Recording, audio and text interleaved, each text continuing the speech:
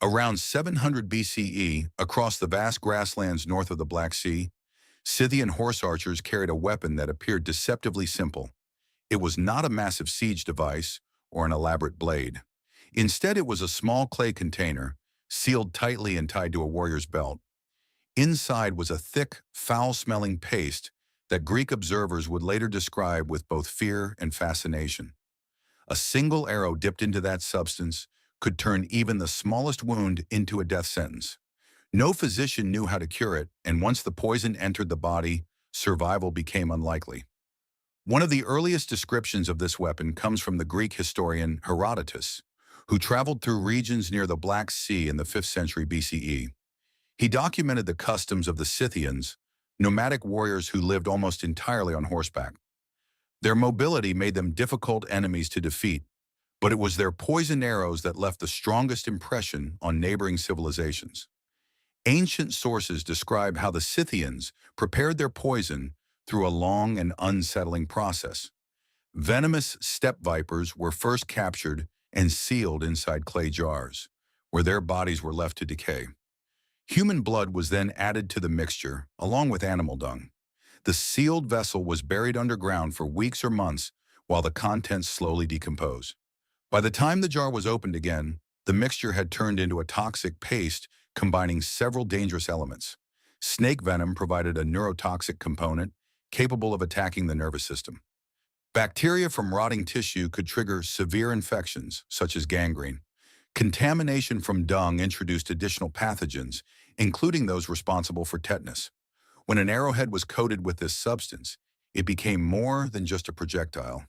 It became a delivery system for poison and disease at the same time. The arrowheads themselves were carefully engineered for maximum damage. Scythian arrows typically used small bronze points, shaped with 3 blades. These trilobate points were aerodynamic and capable of penetrating armor. Many also included backward-facing barbs designed to keep the arrow lodged inside the wound. Attempting to remove it often tore the surrounding flesh and forced contaminated material deeper into the body. At first, the injury might appear minor, but within hours, symptoms could begin to appear. Fever, swelling, and severe pain around the wound were common signs. Without knowledge of bacteria or antiseptic treatment, ancient healers could do little to stop the infection from spreading. For many victims, the real danger began only after the battle had already ended. Archaeological discoveries have helped confirm part of this story. Excavations of Scythian burial mounds across the Eurasian steppe uncovered quivers containing hundreds of bronze arrowheads of the same trilobate design described in ancient texts. Some skeletons from ancient battlefields have been found with these arrowheads still embedded in bone. The poison itself has long since vanished, but the weapons that carried it remain as physical evidence. To the civilizations surrounding the steppe, the use of poisoned arrows was deeply disturbing. Greek writers increasingly described such methods as dishonorable warfare. By the 4th century BCE, some Greek alliances began establishing rules that prohibited the use of poison in battle, one of the earliest known attempts to limit certain weapons. Yet the Scythians followed their own traditions and continued using poisoned arrows for centuries. Their enemies quickly learned that even a small wound from a Scythian arrow could become far more dangerous than it first appeared. If these early prohibitions were meant to prevent the spread of poison weapons, they also reveal something important about ancient warfare. Long before modern treaties on chemical and biological weapons existed, societies had already begun recognizing that certain methods of killing crossed a line that many believed should never be used in war. In 424 BCE, during the Peloponnesian War between Athens and Sparta, an unusual weapon appeared on the battlefield outside the Greek city of Delium. Athenian soldiers had fortified themselves inside a wooden structure near a temple of Apollo after capturing the area. Normally, storming such a defensive position would require ladders, battering rams, or prolonged siege tactics. Instead, the Boeotian army brought forward a strange device mounted on a wooden frame. When the machine was pushed close to the Athenian fortifications, a burst of fire suddenly shot out from its front, igniting the wooden walls and forcing the defenders to flee. The event was recorded by the Greek historian Thucydides, whose detailed account of the Peloponnesian War remains one of the most reliable historical sources from the period. According to his description, the Boeotians had constructed a large hollow beam or pipe attached to a wheeled structure. At the front of the beam was a metal nozzle, while the interior contained burning coals, sulfur, and other combustible materials. Large bellows were used to force air through the chamber. As the air rushed through the burning mixture, it intensified the flames and pushed them outward through the metal tube. The result was a directed blast of fire that could reach the wooden defenses of the Athenian stronghold. Unlike flaming arrows or torches, which depended on wind and chance, this device allowed soldiers to project flames directly toward a target. When the fire struck the wooden walls and structures inside the fort, it spread quickly through the dry timber. The defenders suddenly found themselves facing a threat that their shields and armor offered little protection against. For armies accustomed to traditional weapons, such as spears and arrows, the sight of a machine projecting controlled fire must have been shocking. Fire had always been used in warfare, especially in sieges, but the flamethrower at Delium represented a new level of control over that destructive force. Instead of throwing fire and hoping it landed in the right place, engineers could aim it like a weapon.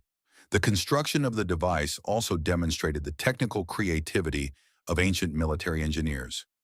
Greek armies were already developing complex siege equipment such as battering rams and towers. But the flamethrower required an understanding of airflow and combustion. By forcing air through burning materials, the machine could intensify flames and extend their reach far beyond what a simple torch could achieve. After the Boeotians used the device to set the Athenian fortifications on fire, the defenders were forced to abandon their position. The machine had succeeded not through overwhelming force, but by introducing a type of weapon that the defenders were not prepared to counter. Weapons based on controlled fire would appear again centuries later. Byzantine engineers would eventually develop the famous Greek fire, a far more advanced incendiary weapon used in naval warfare. While the device at Delium was far simpler, it may represent one of the earliest recorded attempts to turn fire into a mechanically projected weapon. The appearance of this machine also revealed something about the evolving nature of ancient warfare. As armies grew larger and fortifications became more complex, military engineers increasingly searched for new ways to overcome defensive structures.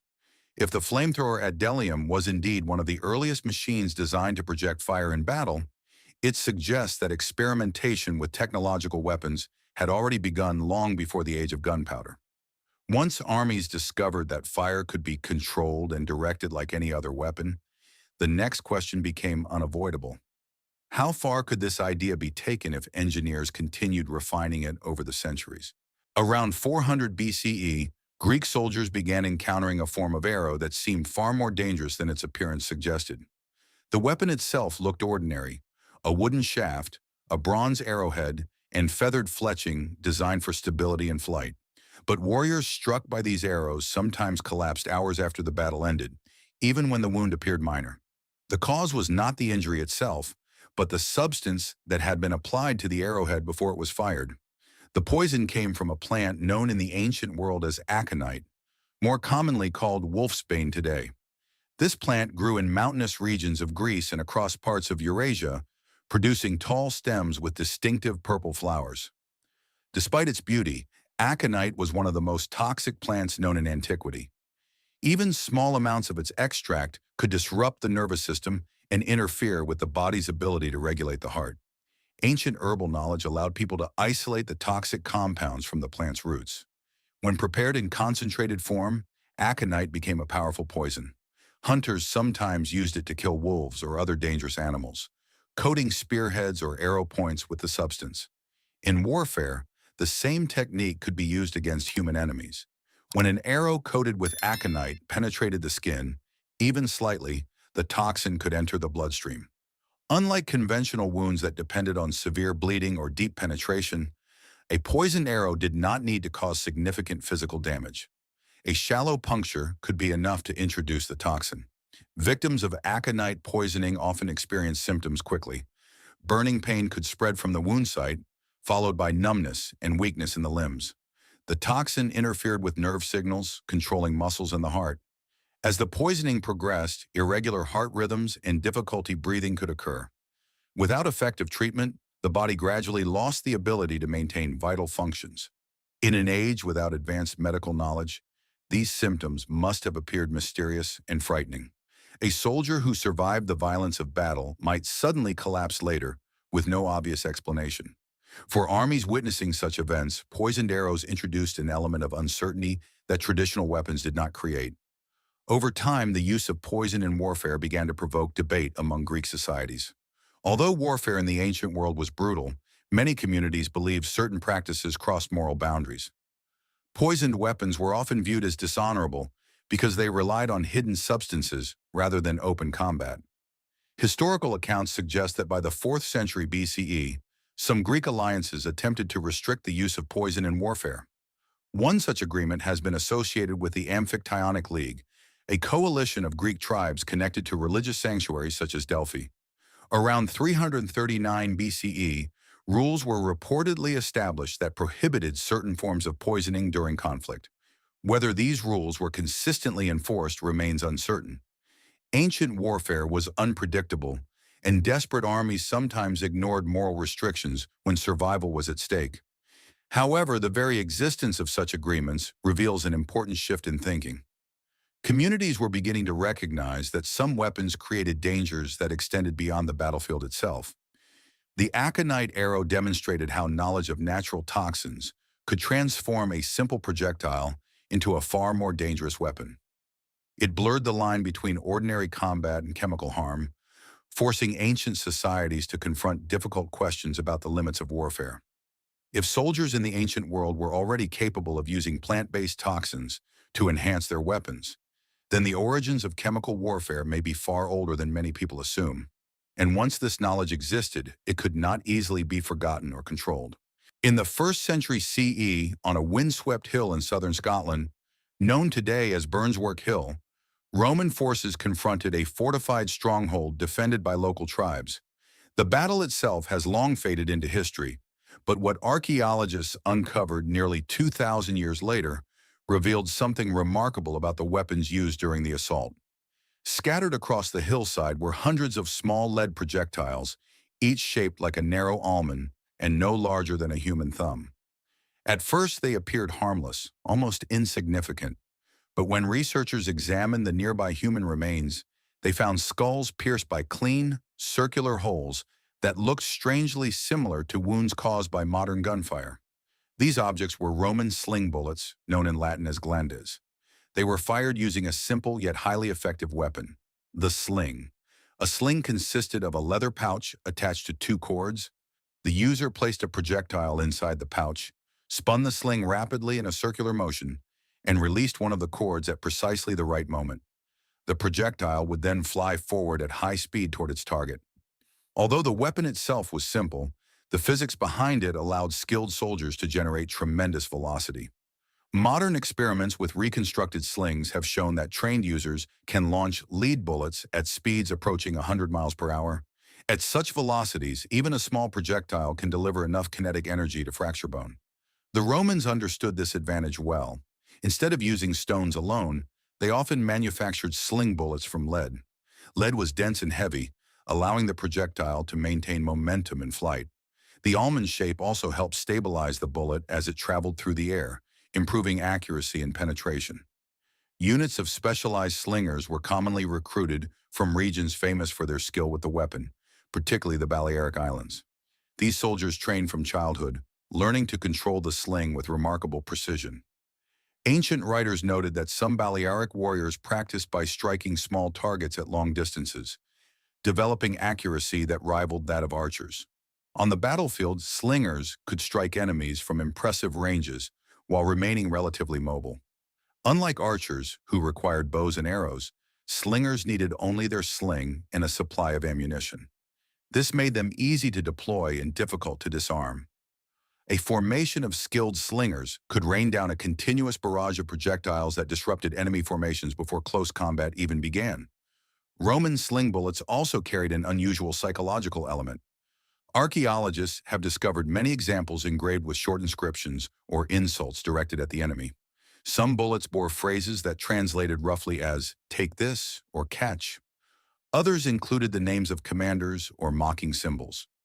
Each projectile therefore carried not only lethal force, but also a message from the soldier who launched it. At Burnswork Hill, The concentration of sling bullets suggests that Roman forces used them extensively during the assault on the hill fort.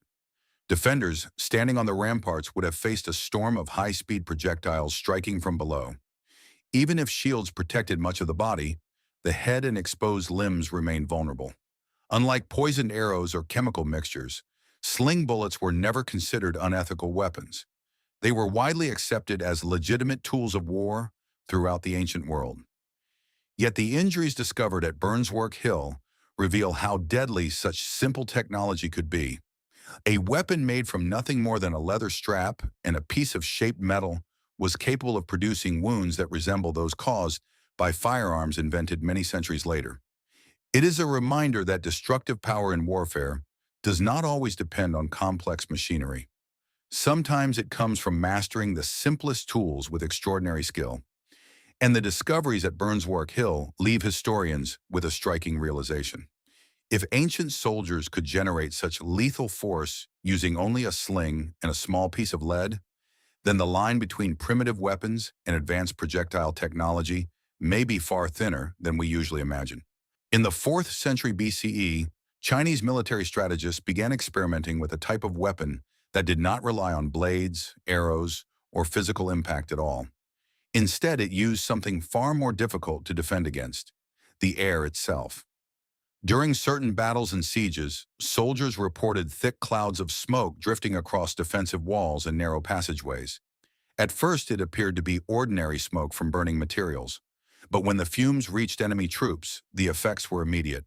Soldiers began coughing violently, their eyes burning, their breathing growing difficult. Some collapsed before they could even raise their weapons. Early Chinese military texts describe several methods for producing such smoke. Engineers discovered that when certain materials were burned together, the resulting fumes could become highly irritating or even poisonous.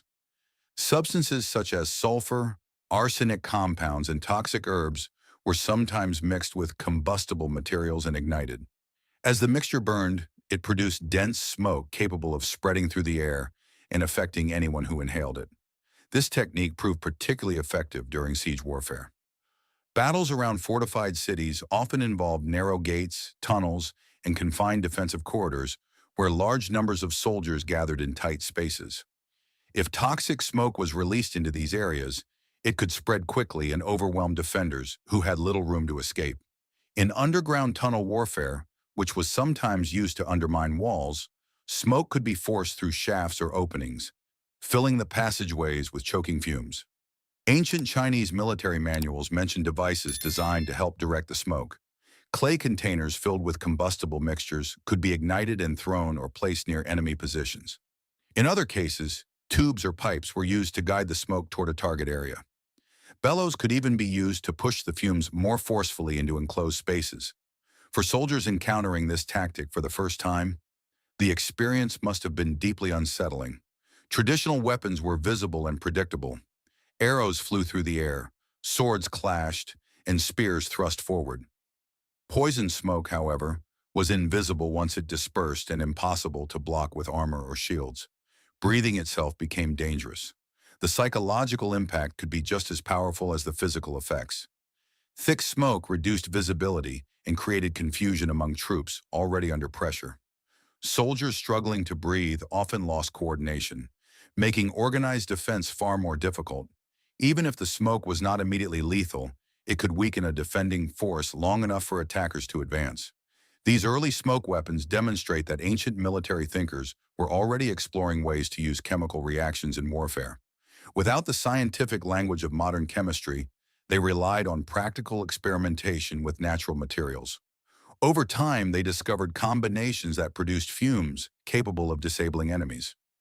Later Chinese texts from the medieval period continued to describe various smoke-based weapons, some designed primarily to obscure vision, while others aimed to create choking or irritating gases. Although these mixtures were far less sophisticated than modern chemical agents, the underlying principle was similar. The battlefield could be shaped not only by weapons that struck the body, but also by substances that altered the air itself. The poison smokescreen reveals an important stage in the evolution of warfare. It shows that long before the industrial age, Military engineers were already experimenting with chemical methods to gain an advantage over their opponents. If these techniques truly represent some of the earliest forms of chemical warfare, they also raise a difficult question about the history of military innovation. Once armies discovered that toxic substances could be used to weaken entire groups of soldiers at once, how easily could such knowledge spread beyond the battlefield where it first appeared? In the year 208 CE, during the chaotic years of China's Three Kingdoms era, soldiers defending fortified cities began using a crossbow that behaved unlike any other weapon of its time. On most battlefields, archers followed a familiar rhythm. Draw the string, aim, release, then pause to load the next arrow. But witnesses facing this particular crossbow described something different. Instead of a single bolt flying through the air, a rapid stream of projectiles followed one after another. Before the enemy soldier could react to the first shot, several more were already on their way. The weapon later became associated with Zhuge Liang, the famous strategist of the Shu Kingdom. Although historians debate whether he invented it or improved an earlier design, the device became widely known as the zhuge, repeating crossbow. Its defining feature was a mechanical system that allowed multiple bolts to be fired in quick succession without the complex reloading process required by traditional crossbows. The structure of the weapon was unusual compared with standard bows used in ancient armies. Mounted above the crossbow was a wooden magazine that held a stack of short bolts.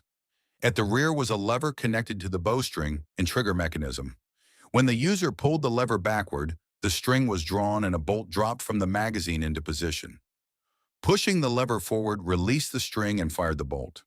Repeating this motion allowed the operator to shoot several bolts rapidly with a steady pumping movement. Historical descriptions suggest that a trained soldier could fire around 10 bolts in roughly 15 seconds. For an ancient battlefield, this rate of fire was remarkable. Traditional crossbows were powerful but slow to reload, sometimes requiring mechanical assistance or considerable strength to draw the string. The repeating crossbow sacrificed some of that power in exchange for speed. Because its bolts were lighter and carried less force, the weapon was most effective at short range. It was particularly useful in defensive situations, such as guarding city walls, protecting narrow gates, or repelling attackers climbing siege ladders. When used from elevated positions, the rapid stream of bolts could disrupt enemy formations and force attackers to retreat. Some historical accounts claim that the bolts fired from repeating crossbows were sometimes tipped with poison to increase their lethality. While evidence for this practice is debated among historians, the idea reflects how ancient armies often combined mechanical innovation with other techniques to enhance a weapon's effectiveness. Even without poison, the psychological effect of the weapon was significant. Facing a device capable of releasing multiple projectiles in quick succession could create confusion among attacking troops. Shields designed to block occasional arrows became far less effective when several bolts arrived in rapid sequence. Despite its advantages, the repeating crossbow never completely replaced traditional bows or crossbows in large-scale warfare. Its shorter range and weaker penetrating power limited its effectiveness against heavily armored soldiers. However, its design revealed an important shift in military engineering. Instead of focusing only on the strength of a single shot, inventors were beginning to explore ways to increase the speed at which weapons could fire. Surviving examples of repeating crossbows have been preserved in museums and archaeological collections, demonstrating that the concept was not merely legendary. These weapons show that mechanical solutions to increase rate of fire existed centuries before gunpowder weapons transformed warfare. The repeating crossbow reminds historians that innovation in ancient warfare often followed unexpected paths. While many armies focused on stronger bows and heavier projectiles, Chinese engineers explored a different approach by increasing the number of shots that could be fired in rapid succession. And once the idea of rapid-fire weapons appeared on the battlefield, it introduced a new way of thinking about combat. Instead of a single decisive strike, victory could sometimes come from overwhelming an opponent with continuous pressure. In 678 CE, during a massive naval assault on the Byzantine capital of Constantinople, sailors aboard Arab warships encountered a weapon that seemed almost impossible to fight against. As the fleets closed in the waters of the Bosporus, Byzantine ships advanced toward the attackers carrying strange bronze tubes mounted along their bows. Suddenly, a stream of blazing liquid shot across the water and struck the approaching vessels. The substance burst into flames on contact, spreading rapidly across wood, ropes, and sails. Even more terrifying, the fire did not die when it touched the sea. It continued burning on the surface of the water itself. The weapon responsible for this terrifying spectacle would become known as Greek fire. It was one of the most feared military technologies of the medieval world, and its exact formula remains a mystery even today. Contemporary sources suggest that it was a highly flammable liquid mixture projected through mechanical devices mounted on ships. The invention is often attributed to an engineer named Callinicus, who reportedly fled from territories captured by Arab forces and arrived in Constantinople with knowledge of incendiary compounds. According to Byzantine chronicles, he introduced the formula to the imperial court during a period when the empire faced repeated naval attacks. Byzantine engineers quickly developed specialized devices known as siphons to deploy the weapon. These mechanisms worked somewhat like primitive flamethrowers. The flammable liquid was stored inside sealed containers and then forced through bronze tubes using pressure, possibly generated by pumps or heated gases. Once the liquid exited the nozzle, it was ignited, creating a continuous stream of burning material directed toward enemy ships. Naval warfare in the ancient and medieval worlds relied heavily on wooden ships covered with tarred ropes and cloth sails. These materials were extremely vulnerable to fire. When Greek fire struck a vessel, flames could spread across the deck within seconds. Attempts to extinguish the fire with water often made the situation worse, as many accounts claim the flames continued burning even on the sea. For enemy sailors, the psychological effect was devastating. Watching fire spread across the surface of the water defied normal expectations of how flames behaved. Panic often spread through fleets that suddenly faced a weapon capable of destroying ships before they could even reach boarding distance. The secrets of Greek fire were known only to a small group of trusted engineers and officials. Manufacturing took place in controlled workshops under imperial supervision, and written instructions were carefully restricted. For several centuries, this secrecy allowed the Byzantine navy to maintain a powerful advantage in naval warfare. Greek fire played a crucial role in defending Constantinople during multiple sieges, helping the empire repel invading fleets that might otherwise have captured the city. Over time, however, the knowledge required to produce Greek fire gradually disappeared. As the Byzantine Empire weakened and its institutions declined, the specialized expertise behind the weapon was lost. No surviving document has revealed the exact chemical formula used in its creation.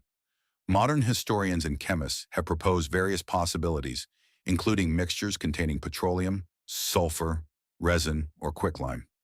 Yet without definitive evidence, the true composition remains uncertain. The disappearance of Greek fire highlights how fragile technological knowledge can be. A weapon that once protected an empire and reshaped naval warfare eventually vanished when the system responsible for preserving it collapsed. And its story raises an important question about the history of military innovation. If a weapon powerful enough to dominate centuries of naval warfare could disappear entirely from the historical record, how many other ancient technologies might have been lost in the same way? In 1139 CE, an unusual declaration was made at the Second Lateran Council in Rome.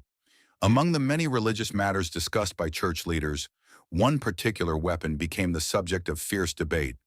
The weapon was the crossbow, and according to the decree issued by the council, its use against fellow Christians was condemned as something hateful to God. The document described the weapon as too cruel for civilized warfare and attempted to ban its use among Christian armies. The crossbow itself had existed for centuries before this moment. Early versions had appeared in ancient China and later spread across parts of Europe and the Mediterranean. By the Middle Ages, European craftsmen had improved the design significantly. The weapon used a short but powerful bow mounted horizontally on a wooden stock. A mechanical trigger held the bowstring under tension until the user released it, launching a short bolt at high speed. What made the crossbow controversial was its ability to penetrate armor. Medieval knights spent enormous resources on protective equipment, such as chainmail and later plate armor. These defenses were designed to stop swords, spears, and even many arrows. But the powerful draw strength of a crossbow could send a heavy bolt through armor that traditional weapons struggled to penetrate. Another reason for the weapon's reputation was its accessibility. Mastering a longbow required years of training and physical conditioning. Crossbows, by contrast, could be learned much more quickly. A soldier with minimal experience could aim, pull the trigger, and release a bolt capable of killing heavily armored opponents. This meant that a common foot soldier could potentially defeat a noble knight who had spent a lifetime preparing for battle. For the medieval social order, this shift in battlefield power was deeply unsettling. Knights represented not only military strength, but also the political authority of the aristocracy. When a weapon allowed ordinary soldiers to kill armored nobles from a distance, it challenged the traditional hierarchy of warfare. The decree issued at the Second Lateran Council attempted to address this concern. The council declared that the use of crossbows and similar weapons against Christians should be prohibited because of their deadly efficiency. However, the restriction did not apply to conflicts against non-Christians, and in practice, the ban proved difficult to enforce.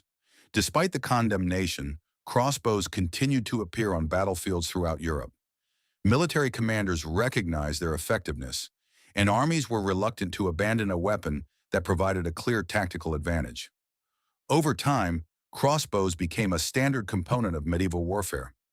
One of the most famous incidents involving the weapon occurred in 1199 when King Richard I of England, known as Richard the Lionheart, was struck by a crossbow bolt while besieging a castle in France.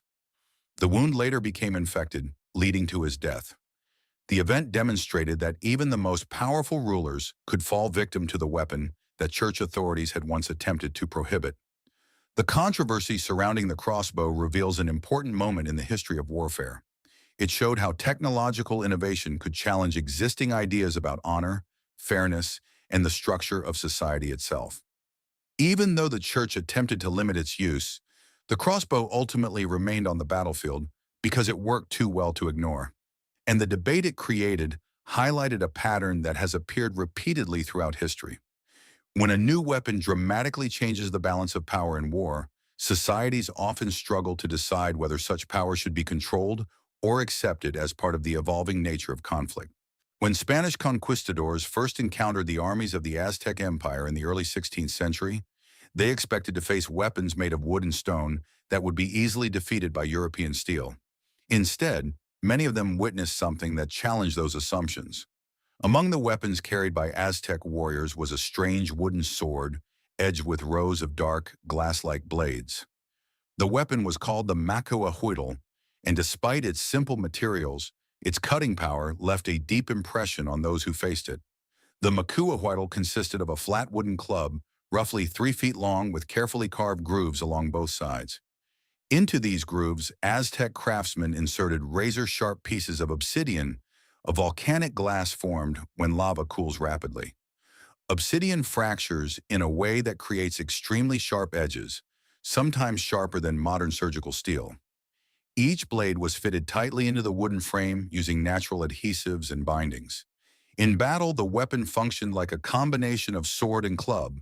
The wooden body provided weight and momentum, while the obsidian edges delivered devastating cuts.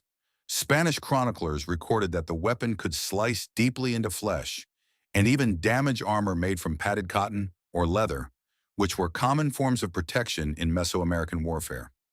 One Spanish account described an incident in which an Aztec warrior struck a horse with a macuahuitl and nearly severed its head in a single blow. Whether this account was exaggerated or not, it illustrates the impression the weapon made on observers accustomed to steel blades. The obsidian edges, though fragile compared with metal, were incredibly sharp when new.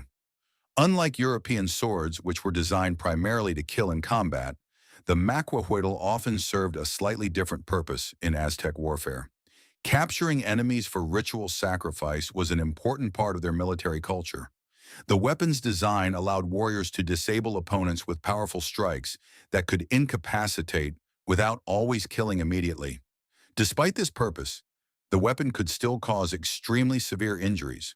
A strike from a macuahuitl could produce deep lacerations that were difficult to treat in the medical conditions of the time.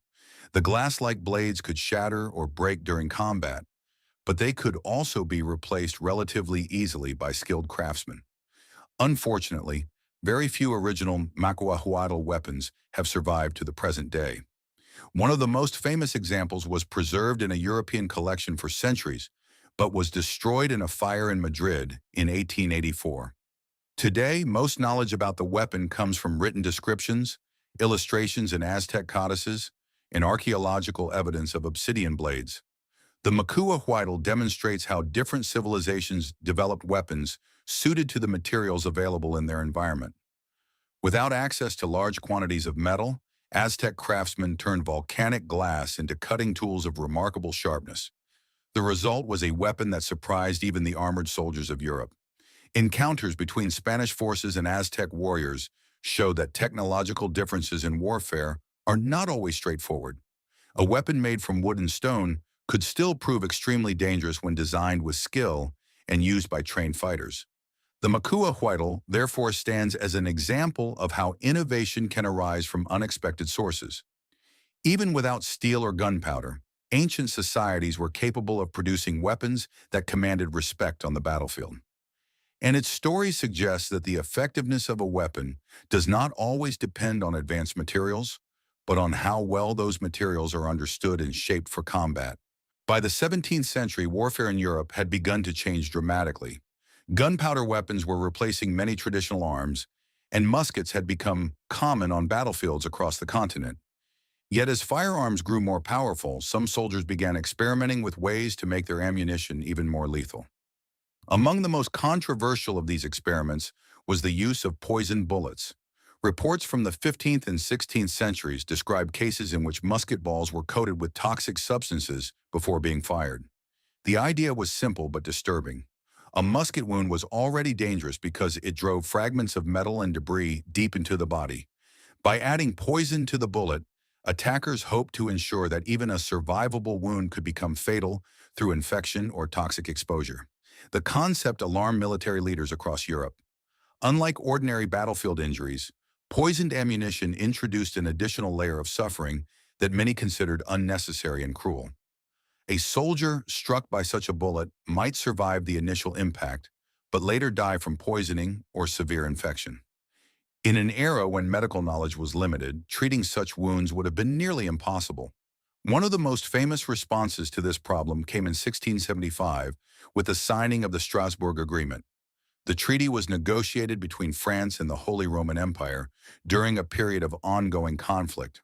Among its provisions was a ban on the use of poisoned bullets in warfare. The agreement specifically prohibited ammunition treated with toxic substances, declaring that such weapons caused unnecessary suffering and violated accepted principles of combat. Historians often regard this treaty as one of the earliest international attempts to regulate the use of particularly harmful weapons. Although the Strasbourg Agreement applied only to the parties involved in that conflict, its significance extended beyond the immediate war. It demonstrated that governments were beginning to recognize the need for rules governing new military technologies. As firearms spread across Europe, so did concerns about how these weapons might be used. The idea that certain weapons should be restricted or banned would later appear in many other international agreements. Over the following centuries, treaties would attempt to limit the use of explosive bullets, chemical weapons, and biological agents.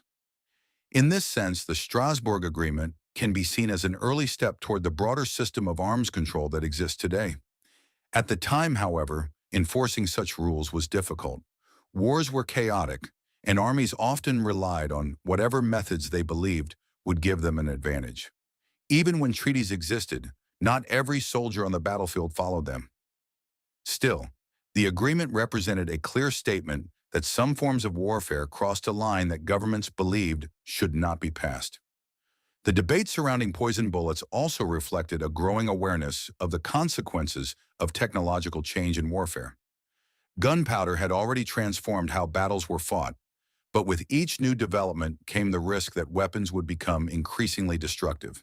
The Strasbourg Agreement therefore marked an important moment in the history of military ethics.